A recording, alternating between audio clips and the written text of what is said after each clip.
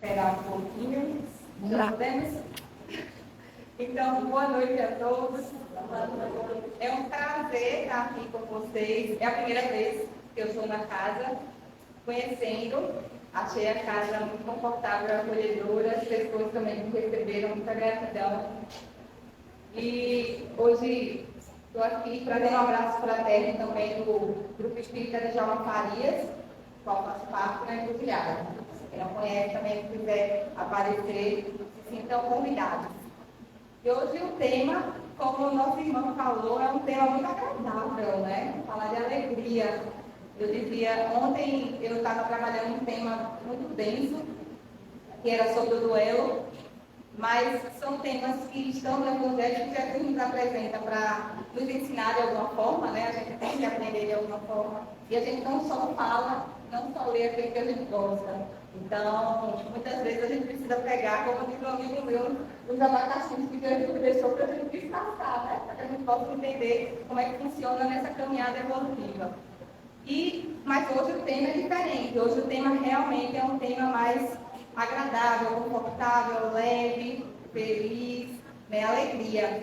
E aí eu trago, antes de mais nada, o provérbio, uma mensagem que está em Provérbios 17, 22, que diz o seguinte: porque quando a gente vai falar de alegria, vocês vão perceber, a alegria caminha por vários lugares, vários contextos, várias histórias, né? A alegria está e deve estar presente. Então, Provérbios 17, 22 já diz: coração alegre ajuda a sarar, mas espírito abatido seca os ossos.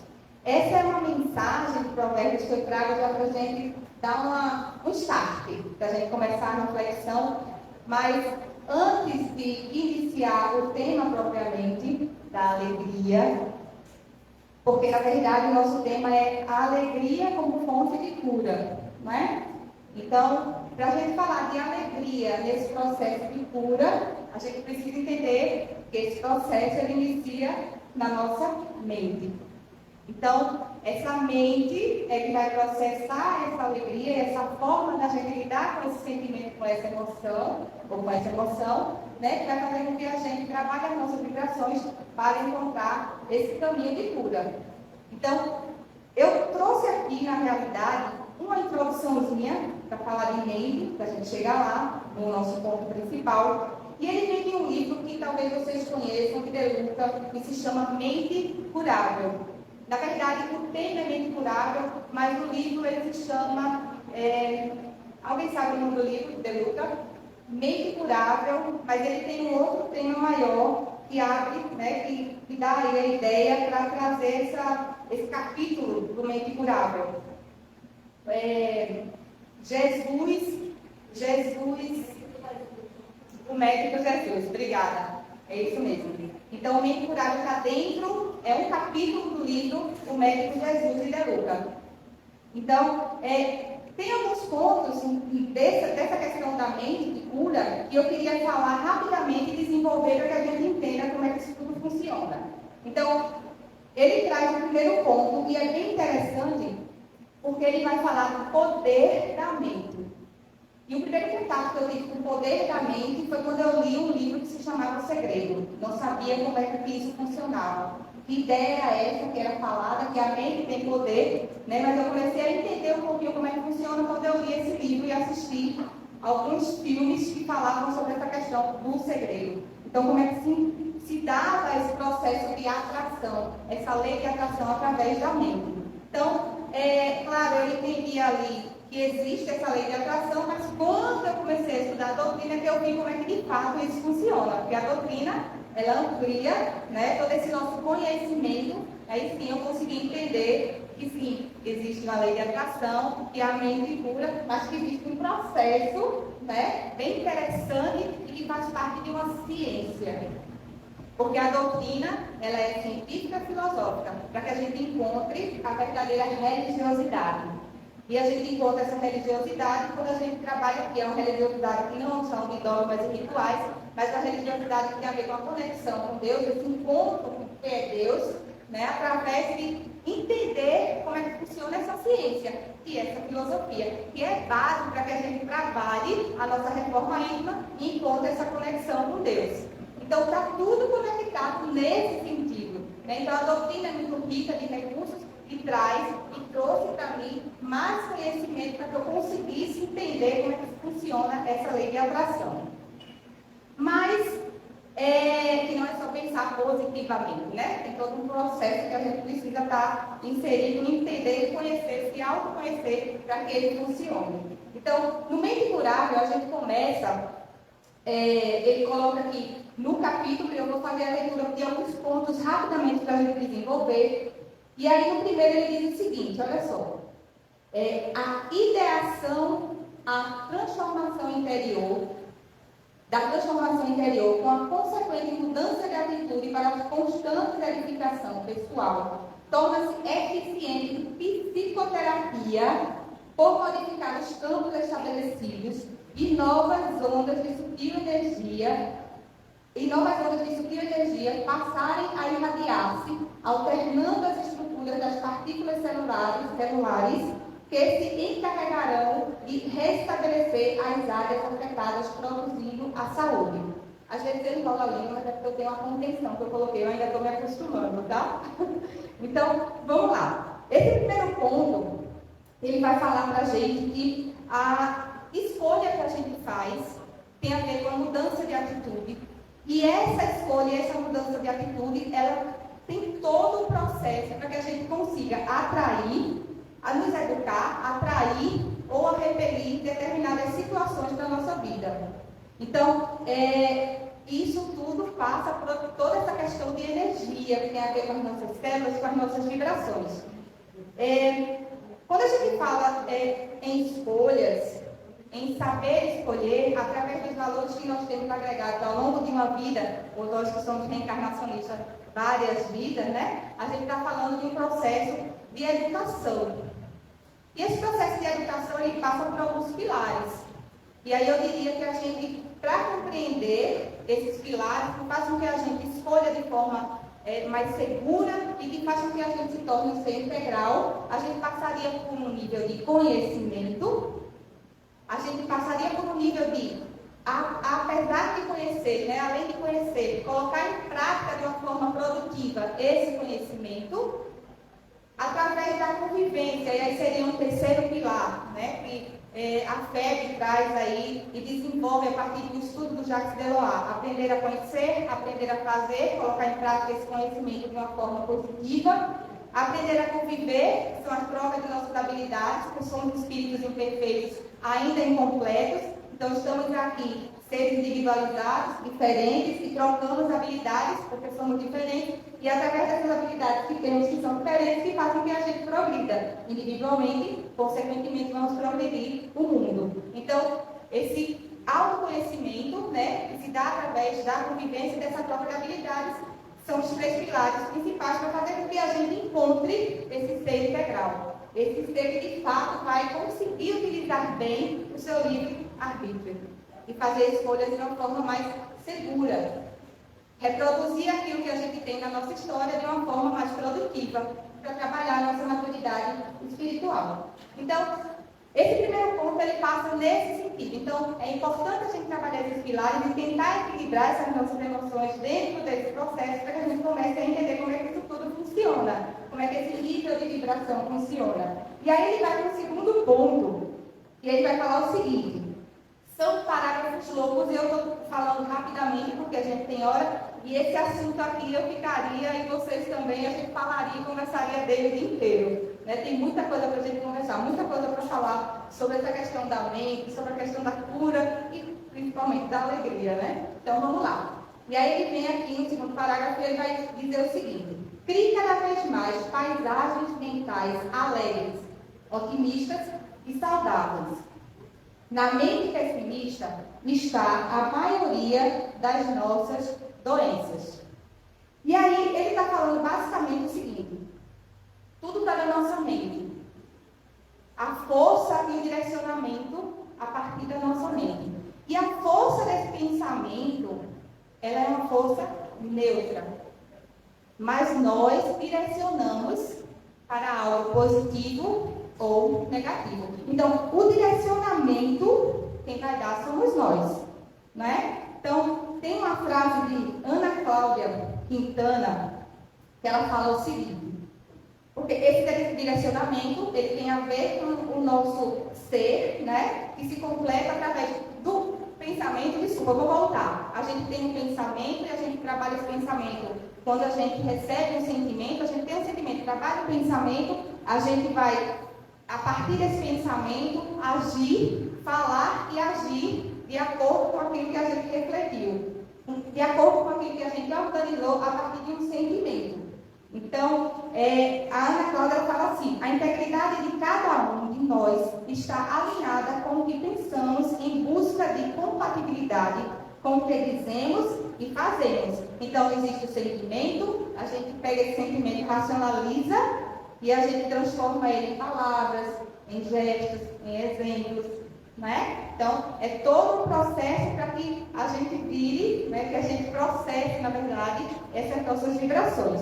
Então, a depender do direcionamento, lógico, haverá um tipo de atração espiritual. Então, está aí o Livro dos Espíritos, na pergunta 459, que a influência dos espíritos sobre os nossos pensamentos e ações são muito mais daquilo que a gente possa imaginar. A resposta dos espíritos superiores, né? Então, quando a gente vibra, quando a gente pensa negativamente, a gente pode estar atraindo uma obsessão.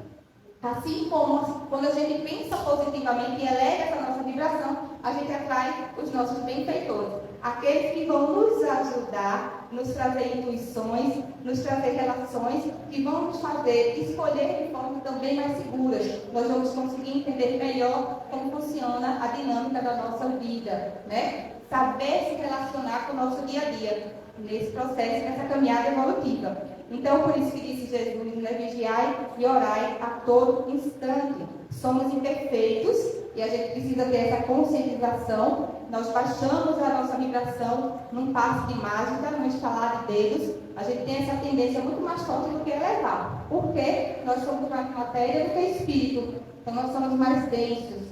E como somos matéria, e somos mais matéria do que espírito, nós temos a tendência a nos relacionar mais com o planeta de provas e expiações, que é um planeta de paixões e vícios. Nós somos mais esse vício, mais essa paixão. Então, é aquela história, a gente passa o dia fazendo coisas boas, tendo situações positivas, né? Passamos um dia bem, feliz, positivo, produtivo, e chega a noite, por uma simples situação, nós podemos baixar essa nossa vibração. Por uma pequena coisa, a gente tem a capacidade de esquecer tudo aquilo que a gente vivenciou de positivo.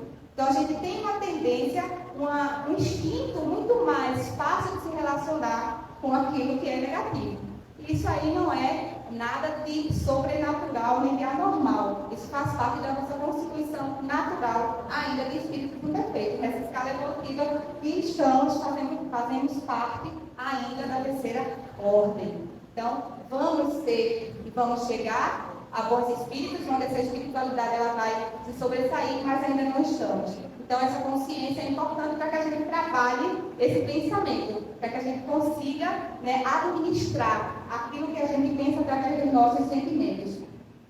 E aí ele continua aqui. Existe grande diferença entre ser doente e estar doente.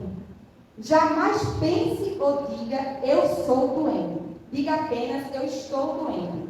Porque estar doente é uma condição passageira. Estar é uma condição passageira. Ser é você reconhecer que a sua natureza é doente. Nós não somos.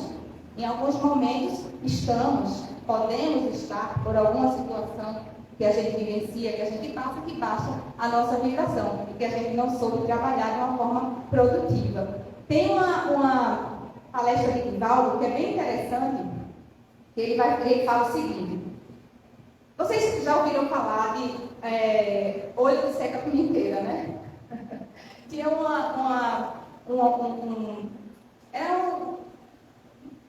um episódio, eu não lembro, que passava na Rede Globo, que era ele falava, não sei se era Chico Anísio, que tinha um rapaz que ele, quando via alguém muito feliz, que tinha alguma coisa no carro, ele crescia o olho assim, né? E acontecia algo de errado, e aí o carro batia, se ele estivesse olhando para o carro, enfim, é mais ou menos isso. E Divaldo contou uma história muito engraçada, que ele disse que ele é colecionador de orquídea, tem uma palestra dele que ele fala que ele é colecionador de orquídea. E ele diz que colecionador, a coisa mais importante e melhor que existe para um colecionador é fazer inveja a outro colecionador, quando eles adquirem algo novo. Né? E muito interessante que ele disse que conseguiu e adquiriu uma orquídea que veio não sei de onde, assim, uma coisa bem rara, uma orquídea bem rara. E ele trouxe, e ele tinha uma amiga, colocou essa orquídea em casa, e ele tinha uma amiga que ela também era colecionadora de orquídea, e ele queria fazer inveja para a amiga, e aí ele chamou a amiga para mostrar essa orquídea. Né? E aí a amiga chegou lá, olhou e ele apresentou, né, com toda a vaidade da orquídea nova, enfim. Quando a amiga chegou, que viu a orquídea, ele disse que ela foi embora, e aí ela disse assim para ele na saída: Divaldo, dá uma olhadinha naquela orquídea ali, porque ó, tudo que eu coloco o olho e admiro, seca, dá errado. Acontece alguma coisa, se eu olho para o menino e acho bonito, o menino já começa a abrir a boca. Aí Divaldo, não, imagina, isso é história da sua cabeça. Não, vá por mim, dê uma olhadinha na orquídea. Aí ele ficou, não foi, ela foi para casa, mas ela insistiu, ligou para ele. E aí quando ela ligou para ele, fez: Divaldo, você já foi olhar a orquídea? Ele fez: meu Deus, quando eu cheguei na orquídea estava murcha, arrasada. Ele disse: não é possível, esta vez eu falei para você, olhando do meu jeito, eu sou doente, né? Ela já se considerava no estado de doença. Então ela era assim. Ele falou: não, venha cá, que a gente vai trabalhar um passo, uma fluidoterapia, né? E aí você vai ver que você pode utilizar essa sua força da mente para algo positivo. E aí ela foi na Casa do Caminho, e aí eles fizeram um curso de passe, né, trabalharam esse poder do pensamento dela, de tentar direcionar para algo positivo, porque o poder existe, mas ela estava direcionando para algo negativo. Por isso ela estava se sentindo uma pessoa doente. E aí, nesse curso de passe, ela passou a ser a melhor passista da Casa do Caminho, ou uma das melhores. Né? Enfim, ela conseguiu trabalhar essa força do pensamento para algo positivo. Então, não estamos por alguma condição ou por uma falta também de educação nesse processo que nós temos de vibração do pensamento, né? De educar e de gerenciar essas nossas emoções.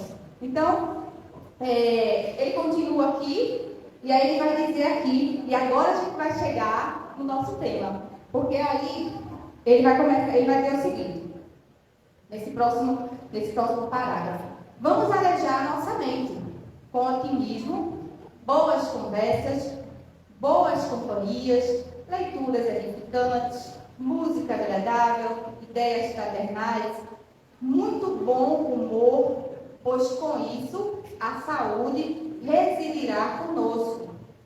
Então, o que é que ele está trazendo para nós, né? Diante de todo esse trabalho, diante de todo esse envolvimento que a nossa mente nos oferece. Ele está dizendo que se a gente tiver a possibilidade de sempre estar em contato com situações que são agradáveis, positivas, acolhedoras, leves, aí ele coloca aqui várias opções, né, leituras, um filme bom, estar com a nossa família. Então, cada um vai encontrando recursos para que essa vibração se eleve. Então, eu não sei se vocês já ouviram falar ou ler, eu acredito que sim, alguns pelo menos, no livro do Viktor Frankl, Em Busca do Sentido, e ele é um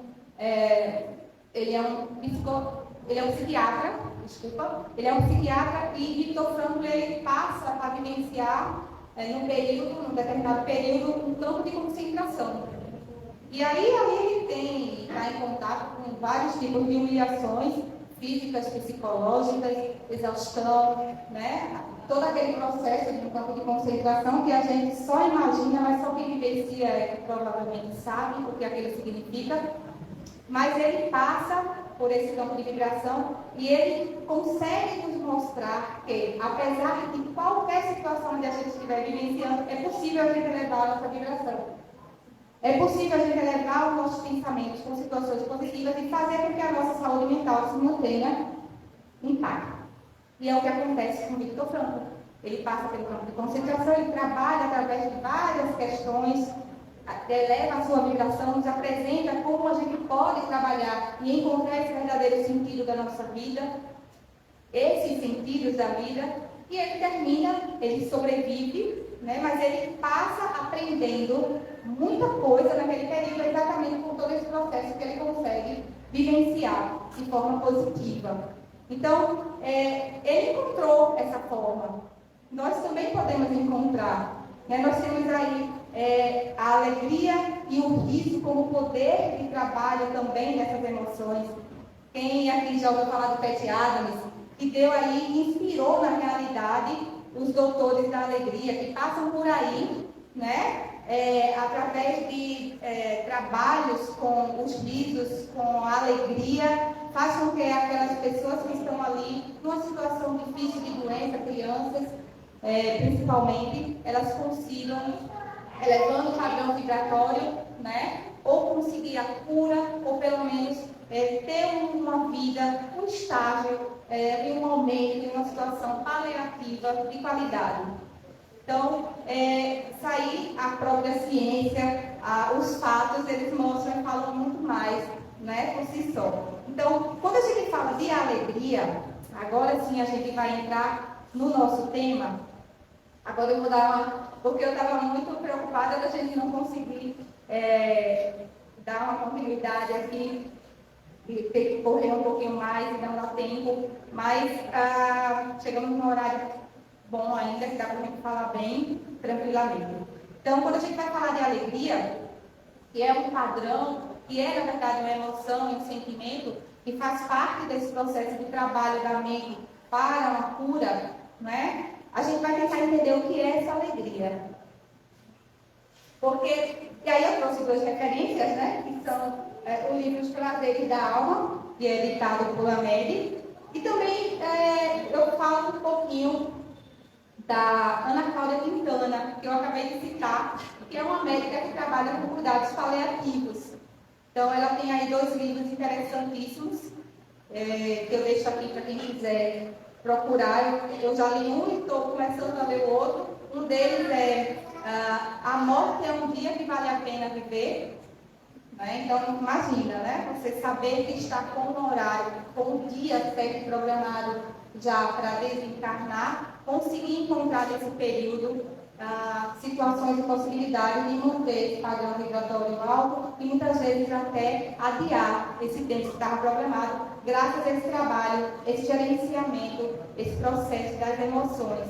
Então, a Ana Cláudia, ela é importante, interessante para a gente entender um pouquinho dessa alegria. E o Amélie, ele traz a alegria como nos 2 primeiros capítulos ele desenvolve o que significa essa alegria, porque ele fala logo no início que a gente confunde muito a alegria com festas frívolas e risos exagerados, satisfação puramente emocional. Então a gente tem a tendência de pensar, de achar que a alegria é isso, a alegria que cura, na realidade. Não deixa de ser uma alegria, mas a gente está falando da alegria que cura. A alegria que está muito mais voltada e muito mais conectada com a essência, com a alma. Então é a alegria da alma, não é a alegria física, que é passageira. É aquela alegria que fica, que preenche e que vai fazer com que a gente consiga trabalhar e processar de uma forma tão positiva até que a gente encontre aquela felicidade absoluta. Então, através desse exercício da alegria plena, vivenciada através do sentimento que vai de encontro à alma, a gente vai conseguir encontrar essa real felicidade. Mas vamos começar. Então, que alegria é essa que cura? Que cura através da alma. De que alegria nós estamos falando? Então, ele elenca algumas ideias para que a gente consiga entender um pouquinho como é que isso funciona e qual é esse conceito dessa alegria. E aí ele fala no início, consciência tranquila. E não existe nada melhor do que a consciência tranquila. Né? Então, eu diria que consciência tranquila traz paz. Consciência tranquila é aquele momento onde a gente está está conectado com o nosso Deus. Por quê? Onde está escrita a lei de Deus? Na nossa consciência.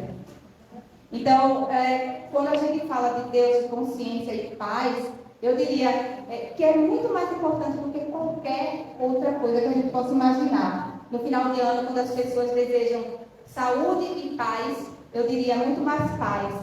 Porque sem paz, nem da saúde a gente consegue administrar. Nem a saúde a gente consegue administrar. Se alguém tiver mal de saúde, sem paz, a gente não consegue administrar. Com paz, a gente está forte para enfrentar qualquer desafio, qualquer situação, qualquer conflito, qualquer dificuldade.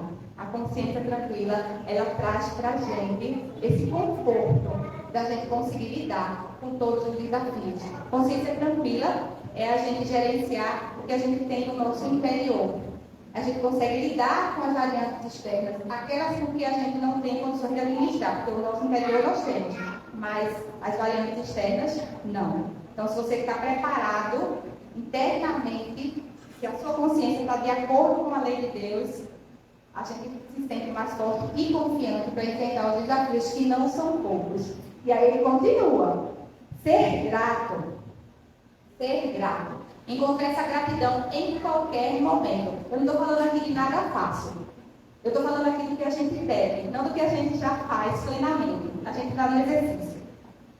A gente está numa gangorra. Mas ser grato. Tentar agradecer a todo instante tudo que a gente vivencia. E eu tive a ideia de gratidão, mesmo em situações difíceis. A primeira vez que eu tive a ideia de que a gente pode ser grato numa situação difícil, que deve, que é bom e que é prazeroso, foi na doença do meu pai. Quando meu pai teve câncer e que passou um período completamente dependente,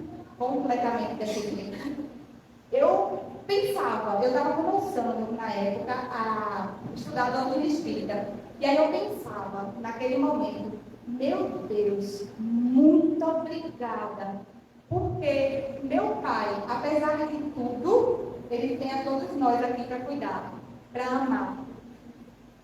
Então, esse sentimento de gratidão que faz com que você esteja bem em qualquer situação.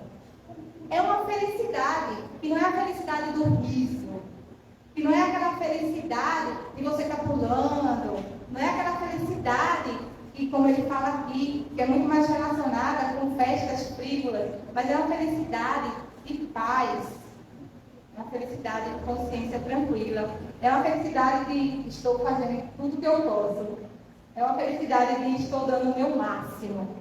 Isso não tem preço, em qualquer situação que a gente possa vivenciar. Então, ele continua.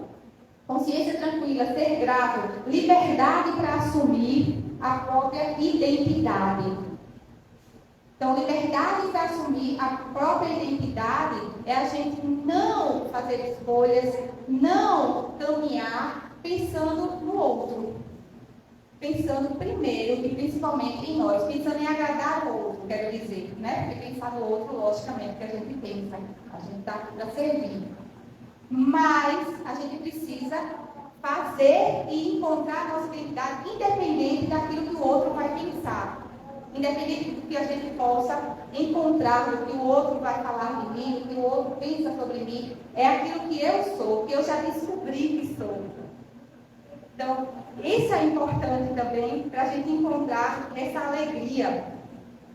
E aí continua, usar de forma livre, consciente e sensata a capacidade de ser, pensar, sentir e agir.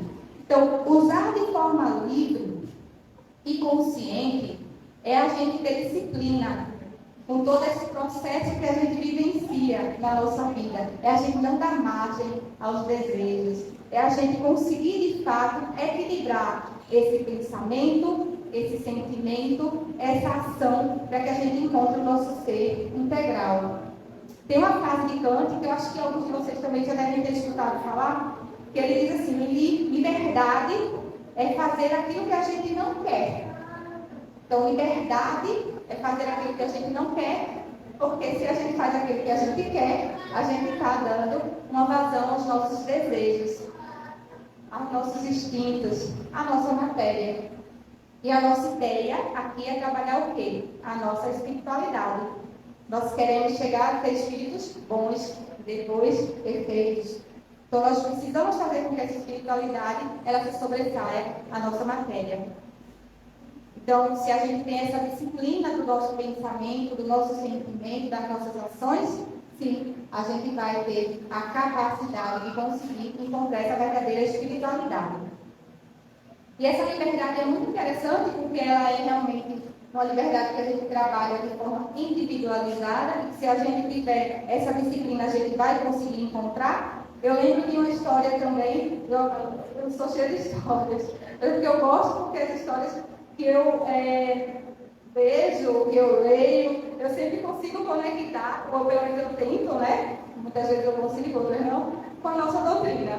E a nossa doutrina é muito rica. Então a doutrina está aí, né? Na vida, no nosso dia a dia. Então não tem como a gente ver, assistir algo que é interessante, que toca o nosso coração e a gente não conseguir ligar a nossa doutrina. E essa história é de um homem que ele se apresentava, fala de liberdade, ele se apresentava num reality show desses de cantor, né? Que o pessoal tem tipo esse The Voice daqui que o pessoal bate, mas era um diferente. Porque ele chegava e as pessoas não estavam de costas, as pessoas já estavam de frente e já estavam ali falando e conversando com ele, fazendo algumas perguntas sobre a vida dele. E ele dizia o seguinte, o pessoal perguntava como tinha sido a vida dele, e ele dizia, olha, eu passei 30 anos preso, injustamente. E as pessoas tinham que dar uma satisfação à sociedade, né? As instituições tinham que dar satisfação à sociedade e pegaram a primeira pessoa que foi mais fácil naquele momento para colocar na prisão. E aí ele passou 30 anos, depois de muito tempo, conseguiu provar sua inocência.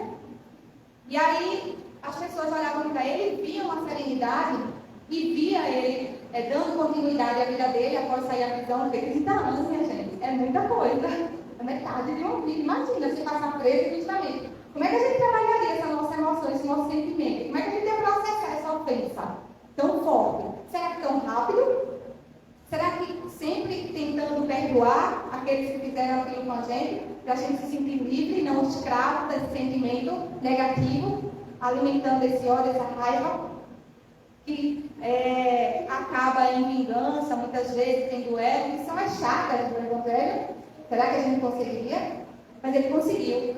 E aí a resposta dele é interessante, porque as pessoas perguntam, mas como você conseguiu? Como você está assim tão sereno, depois de tanto tempo, preso injustamente e vivendo como se nada tivesse acontecido? Ele disse, eu fui preso, mas a minha mente não. Eu fui preso, mas a minha mente não. E como é que a gente coloca a nossa mente em liberdade? Tá aqui, estamos falando sobre isso.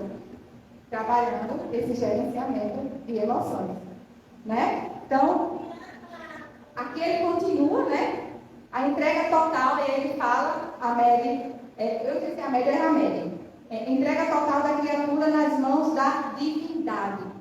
Então, a gente está sempre entregando a nossa vida, né, tudo que nós temos e somos, a Deus. Entendendo que somos essa centelha divina na realidade. Porque nós ainda não sabemos quem é Deus, ainda não temos essa capacidade. Sabemos, já saímos do ponto de que ele não é uma pessoa. Hoje nós já entendemos que tem algo muito maior do que Deus personificado, como muitos de nós, eu pelo menos imaginava quando era pequena, ainda adolescente. Mas hoje a gente já sabe que ele já ultrapassa, né, essa realidade. Deus, ele é uma energia, ele é algo que a gente está começando a conhecer, através da nossa prece, através dessas nossas conexões, através dos nossos estudos, através da nossa prática, através de toda essa interação que nós temos, a partir desses recursos que recebemos e, logicamente, da troca que fazemos. Então, essa entrega total da criatura nas mãos de Deus, ela é capaz de nos mostrar o que significa essa alegria, de reproduzir essa alegria que é capaz de curar. E aí ele continua, a alegria que cura é aquela que é base da felicidade absoluta. Então, é a alegria que fica, né? A alegria que se soma na construção do ser. Porque nós ainda não conhecemos essa felicidade absoluta. A gente já tinha conversado sobre isso aqui há pouco tempo agora. A gente tem o que o próprio Evangelho nos apresenta, a felicidade relativa. Porque nós ainda não somos espíritos puros. Mas a gente vai encontrar essa felicidade absoluta a partir desse processo que nós temos de caminhada, a partir de ações que fazemos e que se somam ao nosso ser, às nossas emoções de uma forma positiva. E como é que a gente começa a entender o que é que soma de fato para o nosso ser e não para a nossa matéria? Porque o que soma para o nosso ser, o que nós fazemos e que soma para o nosso ser é aquilo que a gente nunca vai esquecer. O que a gente faz e que fica, que soma na alma, somatiza na alma, é aquilo que eu vou lembrar há 10, há 15, há 20, há 100 anos. Eu vou sentir a mesma emoção daquele dia. Então, quando isso acontece, é porque foi somatizado ao ser. E vai fazer parte do conhecimento dessa felicidade absoluta. Aquilo que fica, que a gente não esquece, que a gente vai ter a mesma emoção quando se lembrar durante anos. Tem uma história que fala um pouco sobre isso, que ela é muito emocionante. Essa eu vou fazer questão de ler. Essa história o tema dela é assim, o momento mais feliz da minha vida. Essa foi uma das histórias mais impactantes que eu li até hoje. E ela fala de um bilionário. Um bilionário que deu uma entrevista para um jornalista no telefone e ele foi questionado pelo apresentador de rádio da seguinte forma: Senhor, o que você se lembra que o tornou o homem mais feliz da vida? Afinal, ele era um bilionário. Então, vamos ver se ele de fato conseguiu encontrar a felicidade através do dinheiro, né? E aí ele continua. Aí ele responde, na verdade: passei por 4 estágios de felicidade na vida e finalmente entendi o significado da verdadeira felicidade. A primeira etapa foi acumular riquezas e meios, mas nessa fase eu não consegui a felicidade que eu queria. Em seguida veio a segunda etapa de coleta de objetos de valores. Mas eu percebi que o efeito dessa coisa também é temporário e o brilho das coisas valiosas não dura muito.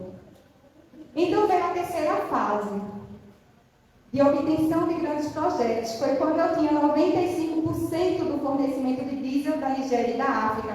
Também fui o maior proprietário de navios da África e da Ásia, mas mesmo aqui não obtive a felicidade que havia imaginado. A quarta etapa foi quando um amigo meu me pediu para comprar cadeiras de rodas para algumas crianças com deficiência, quase 200. A pedido do amigo, comprei imediatamente as cadeiras de rodas. Mas o amigo insistiu que eu fosse com ele e entregasse as cadeiras de rodas às crianças, pessoalmente. Eu me preparei e fui com ele. Lá, eu dei a essas crianças cadeiras de rodas com minhas próprias mãos.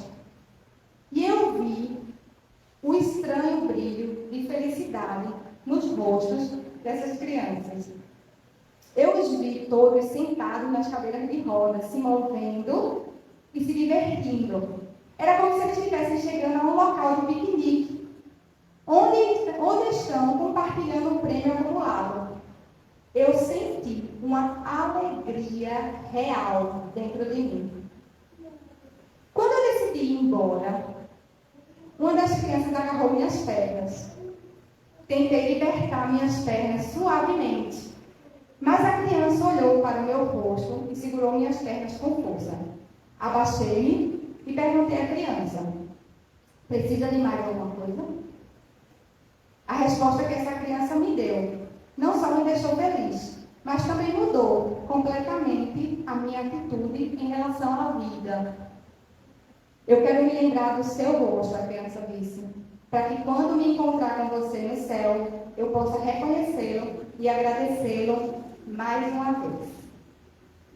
Esse foi o momento mais feliz da minha vida. E aí ele encerra perguntando, pelo que você seria lembrado depois de deixar o local que você está agora. E qual o verdadeiro sentimento que fica? Ele nunca vai esquecer esse momento, essa palavra, que provavelmente deve ter levado 5 segundos.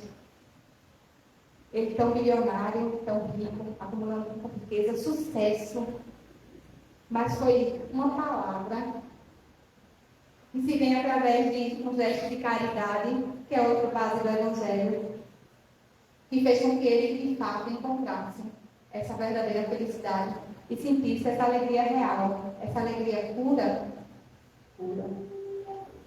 Essa alegria ela é capaz de curar.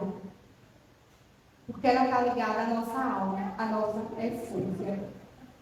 Então, é preciso exercitar, né, essa caridade, como ele fez ao longo de toda a nossa vida, de todos os momentos que nós temos a disponibilidade, seja ela material, mas principalmente a caridade moral.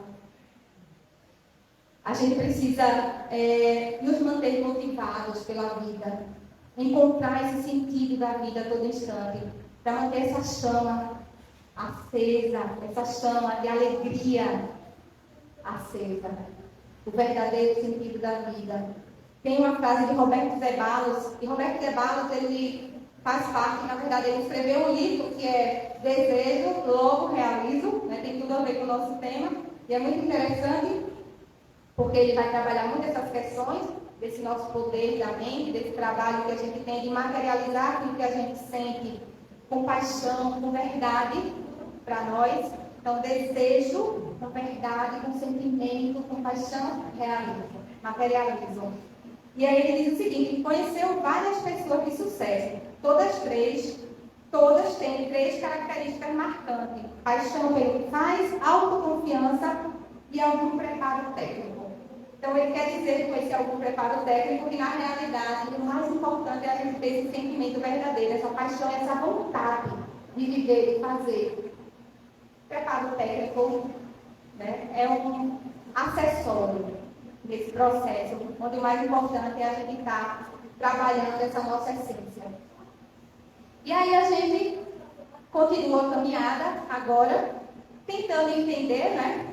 E aí tem uma frasezinha também do Mente Curável, que para dar continuidade a esse nosso tema, que ele fala o seguinte: é preciso criar uma relação com o divino em nós, para aumentar a nossa fé. E na realidade a frase ela é bem interessante, ela é maior quando é rapidinho. É preciso haver alguma ressonância entre a nossa vibração e a vibração divina. Um ponto em comum que nos ligue por semelhança às forças curativas. E aí ele traz para a gente que nesse processo nós somos os principais responsáveis. Nós precisamos fazer a nossa parte para nos conectar e interagir com esse sentimento de cura. Quem lembra da passagem da mulher hemorrágica? Que é uma das passagens mais lindas do Evangelho. Quando Jesus pergunta para ela: quem te curou? E ela diz que foi Jesus, e o que ele responde para ela? A tua fé te curou. Então nós precisamos trabalhar esse nosso sentimento, essa nossa espiritualidade, essa nossa educação, essa nossa reforma íntima, para que a gente consiga se conectar com o divino, para que a gente consiga interagir com o divino. Do mesmo jeito que a gente interage com situações negativas, a gente pode interagir com situações positivas. Vai depender de quem? De nós, de cada um. De como a gente trabalha e processa esse pensamento. De como a gente utiliza as nossas atitudes. De que exemplo nós somos. Como disse a história, o que vamos deixar. Então, é um trabalho de responsabilidade, de ação. Ação em movimento. E aí, será que nós estamos nos colocando em condições espirituais para receber essa cura? Através da felicidade, através desses bons pensamentos, através desse movimento tão prazeroso que a gente pode fazer, através de uma vibração elevada, positiva? Será que nós estamos nos colocando nessas condições espirituais? É uma reflexão. Mas é uma reflexão de conscientização, de entendimento, que nós estamos tentando ainda. Algumas vezes nós conseguimos elevar, algumas vezes nós caímos, fracassamos. Mas a gente precisa, pelo menos, saber em que estágio a gente está. Em que ponto nós estamos? Entender essas nossas imperfeições, porque a gente só vai modificar aquilo que a gente conhece. Aquilo que a gente coloca embaixo do tapete, a gente não consegue modificar, mas ela vai continuar ali. A sujeirinha vai continuar ali. Então a gente precisa trabalhar. Trazer todas essas imperfeições, essas paixões e esses vícios, não como uma culpa, mas como uma realidade que ainda é nossa, mas que será modificada a depender de nós. A depender de como a gente trabalha, como a gente se coloca e como a gente se educa diante desse planeta. E precisa que a gente eleve essa vibração para que ele faça a transformação. Quem vai modificar o planeta? Somos nós. Por quê? Nós somos o planeta. Estamos todos ligados um com o outro. Não é isso? Então, essa mudança parte do individual para o coletivo, porque o progresso é individual e coletivo. Então, a partir de nós vamos conseguir transformar. Tem uma outra história de uma moça que se chama Célia Diniz. Célia Diniz, ela fez parte daquele filme Mães de Chico. E ela conta numa entrevista que ela perdeu 2 filhos. Os 2 únicos filhos que ela tinha. E ela se perdeu um, sofreu muito, e logo em seguida perdeu o outro. E porque nada pode ser tão fácil, né? Ela ainda teve que se separar. Ainda houve uma separação. E aí ela disse que tinha dias que ela nem pensava. Ela disse que a dor era tanta que ela não conseguia nem pensar, nem refletir, nem raciocinar. Ela só chorava. Ela só chorava. E aí a consciência daquilo que a gente precisa ser e que tem para oferecer em determinados momentos. Os nossos lutos diários que a gente vivencia nessa caminhada. Que faz parte. Que faz parte. Mas que a gente só não pode se acomodar. A gente precisa levantar, continuar. Viver aquilo que a gente precisa viver de forma inteira, para que a gente aprenda, para que a gente entenda, mas acima de tudo, para que a gente transforme, se transforme. Para que a gente consiga voltar a desenvolver a nossa espiritualidade. Porque não dá para parar. E o progresso é uma lei natural. Por mais que a gente não queira, ele vai acontecer. Então não adianta dizer que não quer. E vai sentar e vai esperar o planeta passar, as pessoas transformarem o planeta, porque não é assim que funciona. Nós precisamos agir. Querendo ou não, ele vai acontecer. A pandemia foi um desbravamento de muitas resistências. A tecnologia, então, que todos nós, eu particularmente, tinha muita resistência pela tecnologia. Mas a tecnologia faz parte do progresso. E a gente precisava entender que essa doutrina, ela precisava ser divulgada, ela precisa ser divulgada. E a tecnologia ajuda muito, muito por isso. E a gente viu isso durante a pandemia. Quantas pessoas não tiveram acesso ao conhecimento da doutrina? Através das lives. Porque o trabalho teve que ser em live. Teve que ser em casa. YouTube, Facebook, Instagram. Quem tinha vergonha teve que perder a vergonha. Porque a tecnologia ela faz parte desse processo.